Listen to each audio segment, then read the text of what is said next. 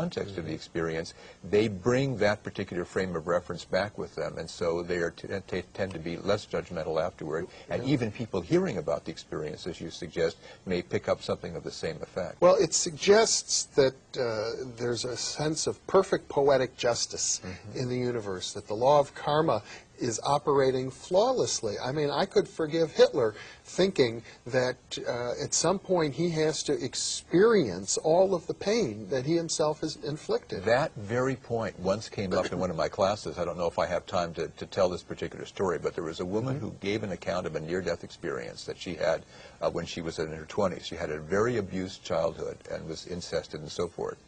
When she came into the presence of the light, you know, people, when they get into the presence of the light, they can sort of ask almost any question, and the question will be immediately telepathically answered. And her question was, does everybody come into this light? And she was given the answer telepathically, yes, that everybody does.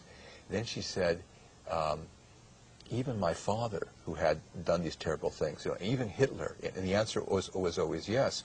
When it came time for questions from my students and myself, somebody said, how can you say that Hitler, you know, this paragon of moral evil and so forth, could actually have this particular experience of coming into the light? And she said, you have to understand there's a price. First, you have to look at your life.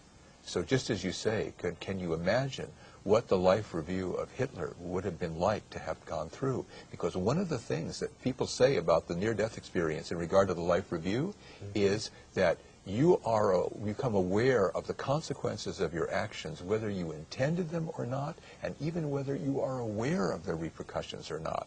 So, I mean, if you think of all the ramifications of Hitler's decisions about how things were going to be done prior to and during World War II, not just with the Jews, but with all the atrocities.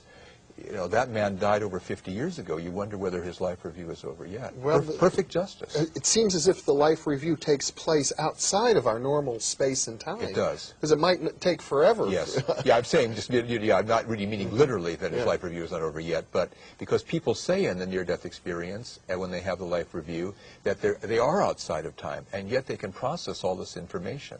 And a lot of people, not to give it a heavy tone, because people have the near-death experience, they don't say, I don't want people to feel guilty about this. I don't want, they say, it's like a learning experience. It's meant to show you something. Because Hitler, obviously, is the most extreme case that we can use. In the normal case, what people say about the near-death experience and what they learn from the life review is, it shows them something. It teaches them something. It is a teaching. It's not something that's meant as a punishment or to scare people. And none of my remarks should imply that.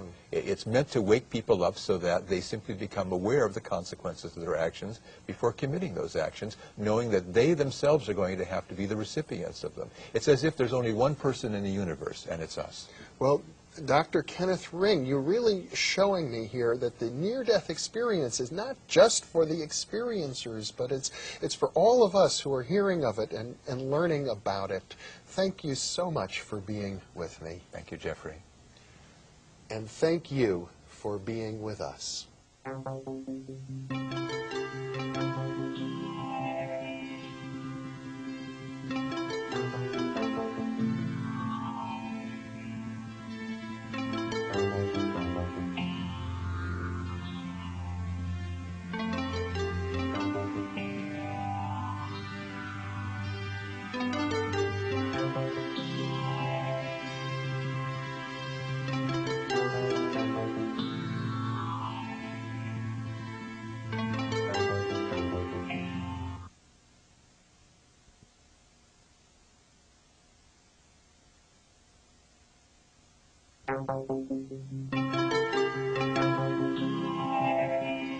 Thinking Aloud. Conversations on the leading edge of knowledge and discovery with psychologist Jeffrey Mishlove.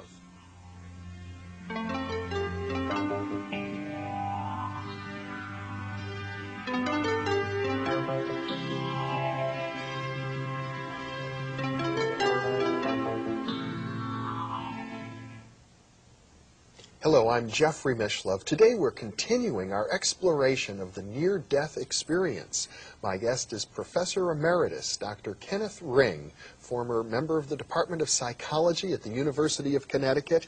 He is co-founder and past president of the International Association for Near-Death Studies. Dr. Ring has written numerous books about the near-death experience, including Life at Death, The Omega Project, Heading Toward Omega, Mind, Sight, and Lessons from the Light. Welcome, Ken. Thank you, Jeffrey. It's a pleasure to be with you again. In our previous interview, we talked about what may be misnamed as the life review process. You made the point that it's not just a review of our past experiences, like some people would say, my life flashed in front of me. It's a profound re-experiencing of one's life, along with all of the impact that one has had on other people.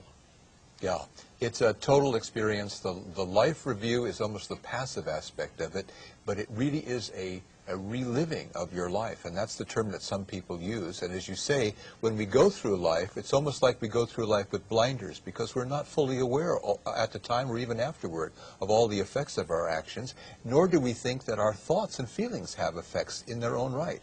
But when we go through the life review experience, we see we have the full picture. As I was saying, we have an almost omniscient understanding of our actions, of why we do the things that we do, and how they have particular kinds of consequences in the lives not only of ourselves but of other people. Now, I have to think... So it's a revelation, really. It's a revelation. It sounds awesome. Yeah. But I would have to think that many of your colleagues in the psychology profession, in particular, probably the most skeptical of all of the sciences when it comes to these sorts of experiences, that they must say we cannot accept these at face value because these experiences transcend any other kind of experience that we know about. The very thought that somebody in a matter of moments can review their life and experience what other people felt, it would seem impossible. Well, I think on the face of it, it does, and in terms of conventional science, it is. But the thing is that these experiences break the walls of conventional science down, and they open fissures in those walls, and we have to be able to peer through those fissures and to have a much broader view of what really is possible. The thing is, yes, these experiences on the face of it are impossible, but they happen. They happen repeatedly. They can be documented. Many people in different countries tell the same stories, and in some cases, especially in the early days of near-death experience research, people thought they might be the only ones in the world that were having these kinds of experiences. But when you collate these accounts, you see that they form a regular pattern. Now, I'm not saying that we can easily explain these experiences. We can't. But I think to dismiss them as if they don't really happen when they exist in such plenitude is a kind of ostrich-like blindness. It just won't work. People are going to have to begin to pay attention to these experiences in science. They're already paying attention to it outside of science. The near-death experience has been around, at least from the time of Raymond Moody's research, since 1975, a quarter of a century.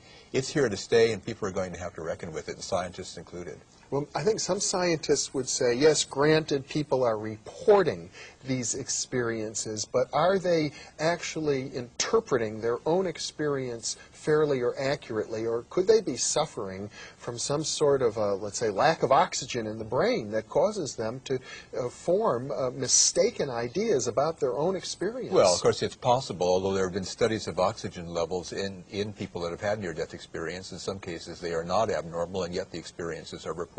In fact, there are some cases that are so extreme in terms of the physiological parameters involved, and yet the experience is identical to what is reported, in ordinary cases of NDEs, that those arguments, again, they simply don't scan.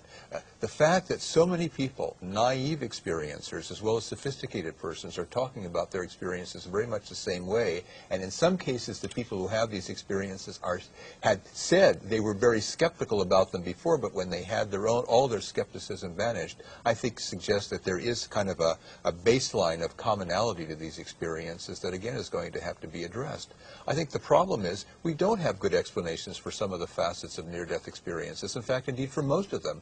How can one, for example, go into the light, which many people report, and not only be overwhelmed by the feelings of love and unconditional acceptance, but be given a kind of almost omniscient or universal knowledge? I mean, how is it possible that this kind of knowledge can pour into us? We don't know, but maybe something, you know how we often hear the expression, we only use 5% of our brain or 7% of our brain or whatever the